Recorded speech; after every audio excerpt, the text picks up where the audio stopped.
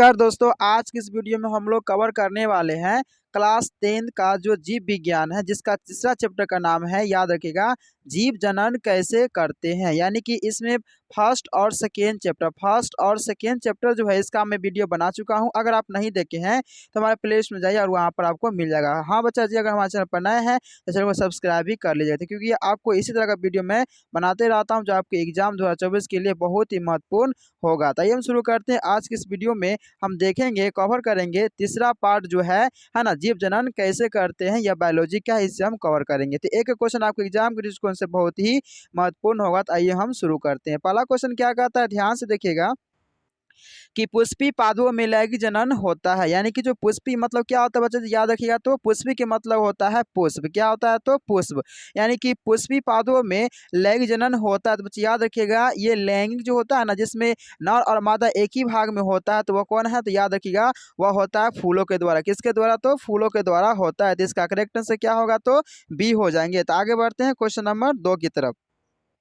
Question number 2 में क्या कहता है, ध्यान से देखिएगा कि मानव मादा के जनन तंत्र का भाग कौन नहीं है। यानी कि मानव मादा बोलते हैं ना, फीमेल की बात किया है, मादा की बात किया, तो मादा के जनन तंत्र भाग कहता है कौन नहीं है। तो बच्चे याद रखिएगा, अंडाशय तो होता ही है, गर्भाशय भी होता है, मगर शकवाहिका ये जो होता है ना, शकवाहिका ये मादा में नहीं होता है। तो इसका करेक्ट आंसर क्या हो जाएंगे, तो याद रखिएगा सी हो जाएंगे। मगर क्वेश्चन पूछेगा कि मानव जनन तंत्र भाग कौन होता है, तो याद रखिएगा ये अंडाशय जो है ये भी होता है, ठीक है। उसके बाद गर्भाशय भी होता है और डिंब वाहिनी भी होता है। तो ये तीन चीज जो गोला घेरे हैं यह मादा में होता है, जबकि ये जो है शकवाहिका ये मादा में नहीं होता है। तो इसका करेक्ट आंसर क्या हो जाएंगे, तो सी हो जाएंगे। आगे देखिए ध्यान से, क्वेश्चन नंबर 3 में क्या बोला, 3 बोला कि नर युग्मक एवं मादा युग्मक के संकलन को क्या कहते हैं। तो चीज याद रखिएगा, यानी कि नर युग्मक और मादा युग्मक के संकलन को क्या बोलते हैं, किण्वन ये नहीं होता है, मधुमेह भी नहीं होता है, बौनापन भी नहीं होता। हम कह सकते हैं इनमें से कोई नहीं, इनमें से कोई नहीं होगा। याद रखिएगा, इसका करेक्ट आंसर क्या हो जाएगा, तो डी, यानी कि इनमें से कोई नहीं होगा। आगे देखते ध्यान से क्वेश्चन नंबर 4 की तरफ। क्वेश्चन नंबर 4 में क्या कहता है कि निम्नलिखित में से कौन एक लिंगी पादप का उदाहरण है। बच्चे याद रखिएगा, निम्नलिखित में से कौन एक लिंगी पादप का उदाहरण है। तो याद रखिएगा वो एक लिंगी जिसमें एक ही लिंग भाग है, नाम है बच्चे याद रखिएगा कौन, तो एक लिंगी, तो वो कौन होता है, तो पपीता। याद रखिएगा यह क्वेश्चन बहुत बार पूछा गया, 2015 में, 17, 19 और 21, ये बार बार क्वेश्चन पूछ जाने वाला है। इसको ध्यान रखिएगा कि एक लिंगी है ना पादप का उदाहरण कौन होता है, तो बच्चे याद रखिएगा वह होता है पपीता। ठीक है, क्या होता है, तो पपीता होता है। इसका करेक्ट आंसर क्या हो जाएंगे, तो सी हो जाएंगे। आगे बढ़ जाते हैं क्वेश्चन नंबर 5 की तरफ। क्वेश्चन नंबर 5 में क्या कहता है कि है ना, मुकुलन द्वारा प्रजनन किस में होता है। बच्चे याद रखिएगा कि मुकुलन द्वारा प्रजनन जो होता है वह किस में होता है। तो याद रखिएगा ऑप्शन दिया गया है क्या क्या, तो अमीबा है, ईस्ट है, मलेरिया है और पैरामीशियम है। तो याद रखिएगा ये किस में होता है, तो ईस्ट में होता है। किस में होता है बच्चे, याद रखिएगा, तो ईस्ट में होता है। ठीक है, ईस्ट में क्या होता है, तो याद रखिएगा है ना, मुकुलन द्वारा प्रजनन जो होता है किस में होता है, तो ईस्ट में होता है। इसका करेक्ट आंसर क्या हो जाएंगे, तो याद रखिएगा बी हो जाएंगे। आगे बढ़ते हैं क्वेश्चन नंबर 6 की तरफ। क्वेश्चन नंबर 6 में क्या कहते हैं, ध्यान से देखिए बच्चा जी, प्रत्येक क्वेश्चन आपके एग्जाम के दृष्टिकोण से बहुत ही महत्वपूर्ण होगा, इसलिए आप शुरू से लेकर अंत तक जरूर वीडियो को देखिएगा। यानी फूल मतलब क्या होता है, पुष्प। यानी पुष्प में नर है ना क्या होता है, प्रजनन अंग होता है। बच्चे याद रखिएगा यह बहुत बार क्वेश्चन पूछा गया है कि फूलों में नर प्रजनन अंग होता है। तो याद रखिएगा वह होता है पुंकेसर। क्या होता है, तो पुंकेसर जो होता है वह फूल में क्या होता है, तो नर प्रजनन अंग होता है। यानी कि हम कह सकते हैं कि इस तरीके से, देखिए ध्यान से बच्चा जी, इस तरीके से जो होता है यह क्या होता है, तो डिम्बांडी होता है ना, यहाँ से निकलता है और यहाँ से जाता है। यानी कि इस तरीके से इसमें जो भाग होता है ना वो 3 भाग होता है। ठीक है, जिसमें से एक भाग कौन है, तो पुंकेसर है। कौन है, तो एक भाग पुंकेसर जो नर का भाग होता है, और तीनों का 3-3 भाग होता है। मादा का भी 3 भाग होता है और किसका भी होता है, तो बच्चे याद रखिएगा है ना, जो नर का भी होता है, कितने भाग होता है, तो 3 भाग होता है। आगे देखिए ध्यान से, क्वेश्चन नंबर 7 में क्या कहता है कि द्विखंडन होता है। यानी कि द्विखंडन क्या होता है, तो याद रखिएगा द्विखंडन किस में होता है, तो अमीबा में, हाँ अमीबा में होता है ना, लीसा मेनिया में इसमें भी द्विखंडन होता है, पैरामीशियम में, हाँ इसमें भी होता है। यानी हम कह सकते हैं इसका आंसर क्या होगा, तो इसका आंसर हो जाएगा है ना डी, यानी कि इनमें से सभी में क्या होता है, द्विखंडन होता है। तो इसका करेक्ट आंसर क्या हो जाएंगे, तो याद रखिए तो डी हो जाएंगे। क्वेश्चन नंबर 8 में क्या कहता है कि निम्न में से किस जीव में बहुविखंडन होता है, यानी कि बहुविखंडन जो होता है वह कौन सा जीव में होता है। तो याद रखिएगा वह जीव है मलेरिया परजीवी। कौन है तो मलेरिया परजीवी, यानी कि मलेरिया परजीवी में जो होता है वो याद रखिएगा वह बहुविखंडन होता है। तो इसका करेक्ट आंसर क्या हो जाएंगे तो सी हो जाएंगे। आगे बढ़ते क्वेश्चन नंबर 9 में की तरफ। क्वेश्चन नंबर 9 में क्या कहता है कि ब्रायोफाइलम, ब्रायोफाइलम के कौन से भाग में कायिक प्रवर्धन होता है, यानी कि जो ब्रायोफाइलम जो होता है इनमें कौन से भाग में कायिक प्रवर्धक होता है। तो याद रखिएगा वह भाग का नाम होता है वह पतिया है। कौन है तो पतिया, यानी कि पतिया में जो है याद रखिएगा क्या होता है तो कायिक प्रवर्धन होता है। तो इसका करेक्ट आंसर क्या हो जाएंगे तो ए हो जाएंगे। आगे बढ़ जाते हैं क्वेश्चन नंबर 10 में। मानव मादा में अंडाणु निषेचन होता है, यानी कि मानव यानी मादा की बात बोला, किसने बोला तो मादा की बात बोला है, इसमें अंडाणु निषेचन होता है। तो बच्चे याद रखिएगा अंडाणु से निषेचन होता है कहाँ होता है तो याद रखिएगा फेलोपियन ट्यूब में। क्या होता है तो ये आपका दिख रहा है यहाँ पर जो होता है याद रखिएगा ये क्या होता है तो फेलोपियन ट्यूब होता है। इसी में क्या होता है मतलब अंडाणु का निर्माण किया जाता है। तो इसका करेक्ट से क्या हो जाएंगे तो याद रखिएगा तो डी हो जाएंगे। आगे बढ़ता है क्वेश्चन नंबर 11 की तरफ। क्वेश्चन 11 में क्या कहता है कि ताने द्वारा कायिक प्रवर्धन होता है, किसके द्वारा तो ताने द्वारा जो होता है वह कायिक प्रवर्धन होता है। बच्चे याद रखिएगा वह किस में होता है पुदीनों में, हाँ इसमें भी होता है, अदरक में भी होता है और हल्दी में भी होता है। कह सकते हैं इसका करेक्ट से क्या हो जाएंगे तो डी हो जाएंगे इनमें से सभी, यानी कि कायिक प्रवर्धक जो होता है वह किस में होता है तो पुदीने में भी होता है, अदरक में भी होता है और हल्दी में भी होता है। तो इसका आंसर क्या हो जाएंगे तो इनमें से सभी हो जाएंगे। आगे देखिए ध्यान से क्वेश्चन नंबर 12 की तरफ। 12 में क्या कहता है कि खंडन द्वारा जनन होता है, यानी कि खंडन के द्वारा जो होता है बच्चा जी जनन होता है। तो याद रखिएगा ये खंडन के द्वारा जनन होता है मेढक में नहीं, मेढक में होता ही नहीं है, सितारा मछली में। हाँ याद रखिएगा सितारा एक मछली यानी कि मछली नहीं है, ठीक है, ये मतलब कोई जीव है, इसमें क्या होता है तो है ना खंडन द्वारा किया जाता है। तो इसका करेक्ट आंसर क्या होता है बच्चा याद रखिएगा तो बी हो जाएंगे। आगे बढ़ते क्वेश्चन नंबर 13 की तरफ। क्वेश्चन नंबर 13 में क्या कहता है, क्वेश्चन नंबर 13 कहता है कि कायिक प्रवर्धक संभव है, यानी कायिक प्रवर्धक जो होता है बच्चा जी याद रखिएगा वह किस में होता है तो जड़ में हाँ होता है, पत्ती में भी होता है और तना में भी होता है, यानी कि इसमें क्या होगा इसका आंसर होगा तो इसका करेक्ट आंसर हो जाएंगे डी, यानी कि इनमें से सभी में होता है कायिक प्रवर्धन। आगे देखिए ध्यान से क्वेश्चन नंबर किस में तो 14 में क्या कहता है कि तने पर अपस्थानिक कलिकाएं पाई जाती है, यानी कि ताने पर जो होता है ना अपस्थानिक कलिका पाई जाती है। तो याद रखिएगा वह आलू में, किस में तो बच्चे याद रखिए तो आलू में, यानी कि अपस्थानिक जो होता है वह कलिका किस में तो आलू में ही पाया जाता है, किस में तो याद रखिएगा बच्चा जी आलू में। आगे देखते हैं क्वेश्चन नंबर 15 की तरफ। क्वेश्चन नंबर 15 में क्या कहता है कि मुकुलन द्वारा अलैंगिक जनन होता है। देखिए ध्यान से नाम है अलैंगिक मतलब अलग अलग लैंगिक को भाग करना अलैंगिक जनन कहलाता है, ठीक है, यानी कि मुकुलन के द्वारा अलैंगिक जनन होता है। तो याद रखिएगा वह हाइड्रा में होता है, किस में होता है तो बच्चों जी याद रखिएगा हाइड्रा में ही होता है। तो इसका करेक्ट से क्या हो जाएंगे तो ए हो जाएंगे। आगे बढ़ जाते क्वेश्चन नंबर 16 में की तरफ। क्वेश्चन नंबर 16 में क्या कहता है कि अलैंगिक जनन मुकुलन मुकुलन द्वारा है ना क्या है तो बच्चे याद रखिएगा तो मुकुलन द्वारा होता है। तो याद रखिएगा मुकुलन द्वारा जो होता है वह किस में होता है तो ईस्ट में, कितने में होता है ईस्ट में होता है। इसका करेक्टर से क्या हो जाएंगे तो बी हो जाएंगे। आगे बढ़ते क्वेश्चन नंबर 17 में क्या कहता है कि निम्न में से कौन मानव में मादा जनन तंत्र का भाग नहीं है। तो याद रखिएगा वह कौन है तो शुक्र वाहिका है, यानी कि शुक्र वाहिका जो है यह मानव में मादा जनन तंत्र का भाग यह नहीं है। तो इसका करेक्ट से क्या होंगे तो सी हो जाएंगे। आगे देखिए ध्यान से क्वेश्चन नंबर 18 की तरफ बढ़ते हैं। क्वेश्चन नंबर 18 में क्या कहता है ध्यान से देखिएगा कि पराग कोश में होते हैं, क्या होते हैं बच्चे याद रखिएगा पराग कोश में परागकण होते हैं, यानी कि इस तरीके से होगा और यहाँ पर ये हो गया पराग कोश होता है और इसके अंदर क्या रहता है तो परागकण रहता है। तो पराग कोश में क्या रहा तो परागकण रहता है। इसका करेक्ट आंसर क्या हो जाएंगे तो डी हो जाएंगे। आगे बढ़ते क्वेश्चन नंबर 19 में। क्वेश्चन नंबर 19 में क्या कहते हैं ध्यान से देखिएगा कि गतिशील जनन है ना कोशिका में नर युग्मक और जिस जनन कोशिका भोजन का भंडार संचित होता है उसे क्या कहते हैं। तो याद रखिएगा उसे हम लोग मादा युग्मक कहते हैं। क्या कहते हैं बच्चा जी तो मादा युग्मक कहते हैं। आगे बढ़ते क्वेश्चन नंबर 20 में क्या कहता है ध्यान से देखिए बच्चा जी मैं बार-बार कहता हूँ कि आप शुरू से लेकर अंत तक वीडियो के एंड तक देखिए, आपको इस चैप्टर से कोई भी एक भी क्वेश्चन आपको प्रॉब्लम होने वाला नहीं है। इसलिए आप शुरू से लेकर अंत तक ज़रूर वीडियो को देखिएगा, ठीक है? आगे देखिए ध्यान से कि एड्स रोग का प्रमुख कारण क्या है? यानी कि एड्स रोग जो होता है, उसका प्रमुख रीज़न क्या होता है? कारण क्या होता है कि एड्स रोग हो जाता है? तो देखिए बच्चे याद रखिएगा, यह असुरक्षित यौन संपर्क यही होता है इसका आंसर, यानी कि असुरक्षित यौन संपर्क जो होगा यही क्या होता है, तो इसका रीजन होता है किसका, तो एड्स रोग का।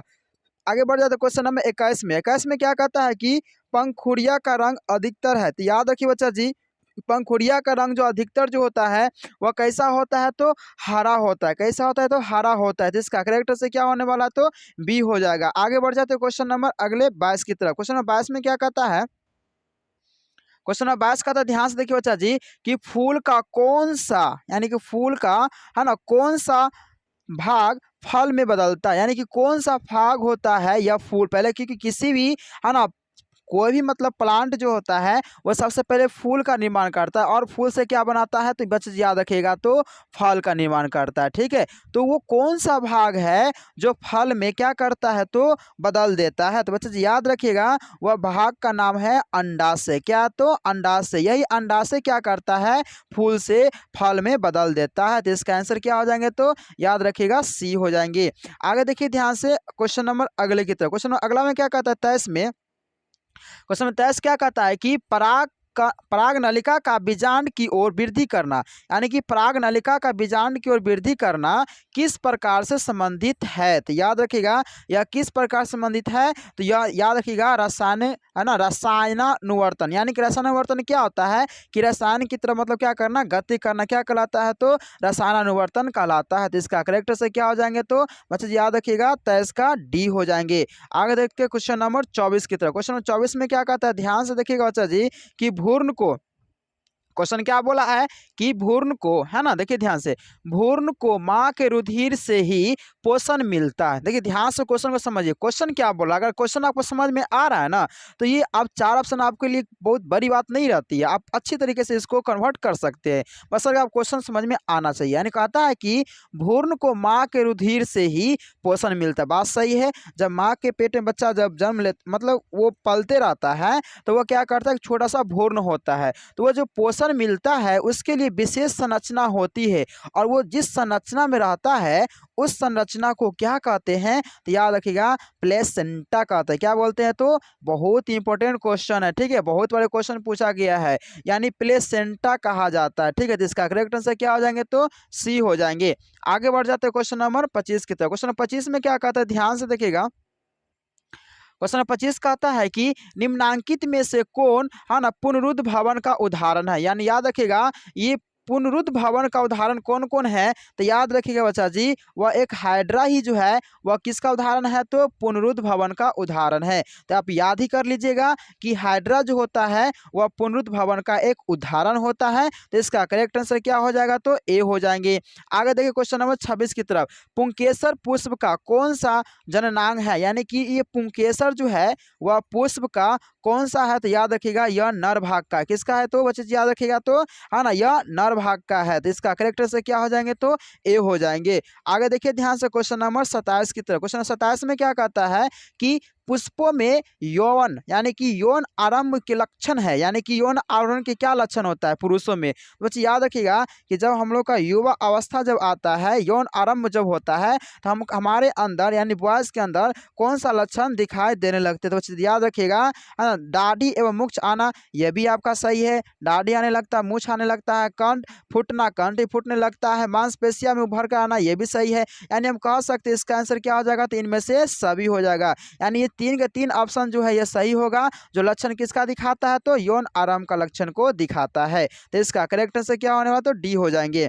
आगे देखिए ध्यान से क्वेश्चन नंबर 28 में क्या कहता है कि स्त्रियों में यौन आराम के लक्षण है, यानी कि स्त्रियों में जो होते हैं यौन आराम के लक्षण क्या होते हैं, तो याद रखिएगा स्तनों की वृद्धि, हाँ सही है, स्तन की वृद्धि होने लगता है, उसके बाद रजोधर्म का प्रारंभ, ये भी सही है, उसके बाद निस्तंभ का उभरना, हाँ ये भी सही है, यानी इसमें भी इसका आंसर क्या हो जाएगा, तो इसका आंसर डी हो जाएंगे, यानी कि इनमें से सभी हो जाएंगे। यानी कि 3 के 3 लक्षण जो है वह स्त्रियों में भी क्या होता है, यौन आराम के लक्षण को बताता है। तो इसका आंसर क्या क्या हो जाएंगे तो डी हो जाएंगे। क्वेश्चन 29 में क्या कहता है कि मनुष्य में नर जननांग निम्नलिखित में से कौन है, यानी कि मनुष्य में नर जननांग जो कौन है, वृषण, हाँ, जिसको टेस्टिस बोलते हैं, वृषण है, मूत्र मार्ग भी है और शुक्रवाहिका भी है। तो इसका आंसर क्या होने वाला है, तो याद रखिएगा इसका आंसर हो जाएंगे डी हो जाएंगे। तो इसका करेक्ट आंसर डी इनमें से सभी। आगे देखिए ध्यान से क्वेश्चन अगले की तरफ बढ़ते हैं। 30 में क्या कहता है कि शुक्राणुओं का मोचन कहाँ होता है, यानी कि शुक्राणुओं का जो मोचन जो होता है ना वह शुक्र वाहिका में होता है। कहाँ होता है बच्चे, याद रखिएगा तो शुक्र वाहिका में होता है। तो इसका आंसर क्या होने वाला, तो इसका आंसर बी हो जाएंगे। आगे देखिए ध्यान से क्वेश्चन नंबर 31 में क्या कहता है कि स्त्रियों में अंडाशय की संख्या कितनी होती है। याद रखिएगा स्त्रियों में जो अंडाशय की संख्या होती है ना वो एक जोड़ा, यानी कहे तो एक जोड़ा कितना, तो दो, यानी कि स्त्री में कितना अंडा से होते हैं, अंडा तो दो होते हैं, ठीक है, यानी कि एक जोड़ा कह सकते हैं। इसका आंसर क्या हो जाएंगे, तो बी हो जाएंगे। आगे देखिए ध्यान से बच्चा जी, अगला क्वेश्चन 32 में क्या कहता है कि मनुष्य में निषेचन के फलस्वरूप बनता है, यानी कि मनुष्य में जो निषेचन जो होता है ना, फर्टिलाइजेशन जो होता है उसके फलस्वरूप क्या बनता है, तो बच्चा जी याद रखिएगा उसके फलस्वरूप जो बनता है वह युग्मनज बनता है। क्या बनेगा, तो युग्मनज बनेगा, ठीक है। तो इसका आंसर क्या हो जाएंगे, तो सी हो जाएंगे। आगे देखिए क्वेश्चन नंबर 33 में क्या कहता है कि वृषण में बने शुक्राणु संचित होते हैं, यानी जो टेस्टिस जो होते हैं उसमें शुक्राणु संचित रहते हैं। बने शुक्राणु कौन सा संचित रहते हैं, तो याद रखिएगा वह अधिवृषण, क्या, तो अधिवृषण है जिसमें क्या होता है शुक्राणु संचित रहते हैं। तो इसका आंसर क्या हो जाएंगे, तो बी हो जाएंगे। आगे बढ़ते क्वेश्चन नंबर 34 की तरफ। क्वेश्चन 34 में क्या कहता है कि वैसे परिवर्तन जो जीवों के नियंत्रण से बाहर होते हैं, यानी जो जीव जो होते हैं उसके नियंत्रण कंट्रोल से बाहर होते हैं, वो क्या कहा जाता है बच्चे, याद रखिएगा वह जो होगा है ना निकेत होगा। क्या होगा, तो निकेत होगा, ठीक है। तो इसका करेक्ट आंसर क्या होगा, तो सी हो जाएंगे। आगे देखिए 35 क्या कहता है, एकलिंगी पुष्प का उदाहरण है। मैंने जस्ट इससे पहले मैंने बताया है कि एकलिंगी पुष्प का जो वह उदाहरण होगा बच्चे जी हमेशा याद रखिएगा वह है पपीता। क्या है, तो वह एक पपीता है जो एकलिंगी का क्या होता है उदाहरण है। इसका करेक्ट आंसर क्या होंगे, तो ए हो जाएंगे। आगे बढ़ते क्वेश्चन नंबर अगले 36 की तरफ। क्वेश्चन नंबर 36 में क्या कहता है, ध्यान से देखिए बच्चा जी। क्वेश्चन नंबर 36 में कहता है कि,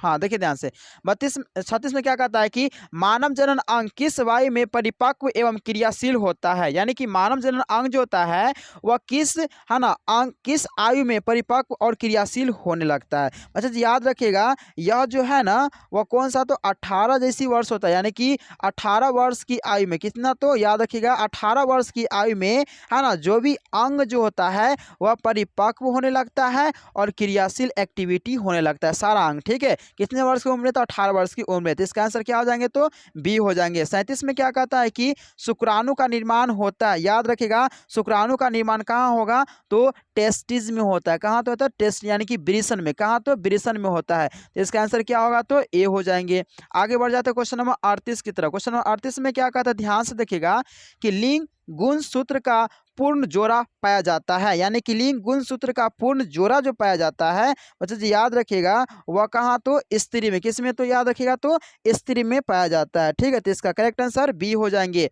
आगे 39 में क्या आता है कि हाइड्रा में प्रजनन की विधि निम्नलिखित में से कौन है। तो हाइड्रा में प्रजनन की विधि जो होता है वह याद रखिएगा वह मुकुलन के द्वारा होता है। किसके द्वारा, तो मुकुलन के द्वारा होता है। तो इसका करेक्ट आंसर क्या हो जाएंगे, तो सी हो जाएंगे। आगे बढ़ जाते क्वेश्चन नंबर 40 की तरफ। क्वेश्चन 40 में क्या कहता है कि पुष्प का कौन सा भाग परागकण बनाता है, यानी कि पुष्प का कौन सा भाग है जो परागकण को बनाता है। तो याद रखिएगा वो होता है पुंकेसर। क्या होता है, तो पुंकेसर जो किसका भाग है, तो पुष्प के नर भाग का, है ना, एक क्या, तो ये अंग है जिसका नाम क्या है, तो पुंकेसर है। तो इसका करेक्ट आंसर क्या हो जाएंगे, तो सी हो जाएंगे। आगे बढ़ते क्वेश्चन नंबर 41 में की तरफ। क्वेश्चन नंबर 41 में क्या कहता है कि गन्ना, गुलाब एवं अंगूर के कृषि में किस जनन विधि द्वारा, है ना, किया जाता है। तो याद रखिएगा ये सब जो होता है गन्ना, गुलाब, अंगूर जो होता है इसका जो कृषि जो होता है वह कौन सा जनन विधि के द्वारा इसको उपयोग में, है ना, किया जाता है। तो याद रखिएगा वह जो उपयोग है वह कायिक विधि द्वारा। किसके द्वारा, तो कायिक विधि के द्वारा ही क्या किया जाता है बच्चे, याद रखिएगा, है ना, इसके जनन विधि को उपयोग में लाया जाता है। तो इसका करेक्ट आंसर क्या हो जाएंगे, तो बी हो जाएंगे।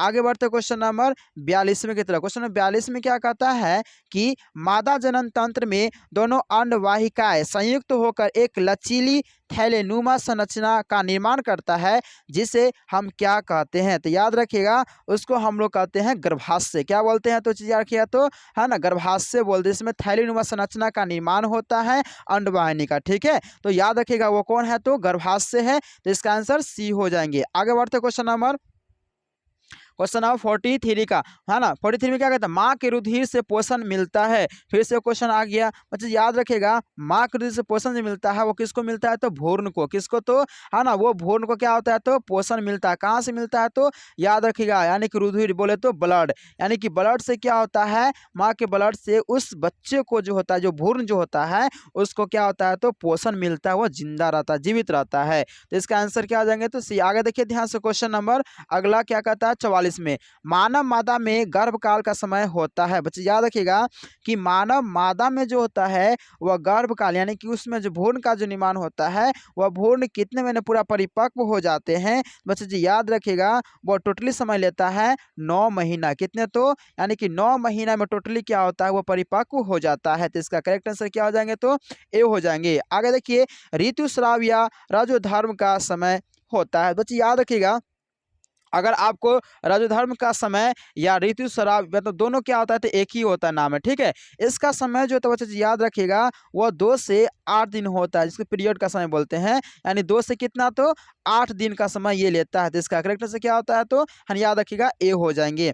आगे देखिए ध्यान से, क्वेश्चन नंबर 46 में। 46 में क्या कहता है कि निषेचन क्रिया के पश्चात युग्मनज में क्या बनता है? तो बच्चे याद रखिएगा, निषेचन क्रिया के पश्चात जो होता है युग्मनज में, वो जो बनता है ना, वो क्या बनता है? तो भ्रूण बनता है। क्या बनता है? चीज रखिए, तो भ्रूण बनता है। ठीक है, तो इसका करेक्ट आंसर क्या हो जाएंगे? तो बी हो जाएंगे। आगे बढ़ जाते हैं क्वेश्चन नंबर 47 में की तरफ। क्वेश्चन नंबर 47 में क्या कहता है? ध्यान से देखिएगा कि वह प्रक्रम जिसके द्वारा जीव अपने जीव संतानों की उत्पत्ति करता है। तो बस बहुत सी अच्छी सी बात है ना। देखिए ध्यान से, बहुत सिंपल बात बोला गया है कि अपने जो संतानों की उत्पत्ति करना, वो क्या कहलाता है? तो जितना याद रखिएगा, तो रिप्रोडक्शन कहलाता है, यानी कि जिसको क्या बोलते हैं? जनन। क्या बोलेंगे? तो जनन बोलेंगे। ठीक है, जिसको हम इंग्लिश में रिप्रोडक्शन कहते हैं। तो इसका करेक्ट आंसर ए हो जाएंगे। आगे बढ़ जाते हैं क्वेश्चन नंबर 48 में की तरफ। क्वेश्चन नंबर 48 में क्या कहता है? ध्यान से देखिएगा कि जनन कितने प्रकार से होता है। तो याद रखिएगा, जनन जो बच्चा जी, वह कितने प्रकार से होता है? तो 2 प्रकार से होता है, यानी कि लैंगिक और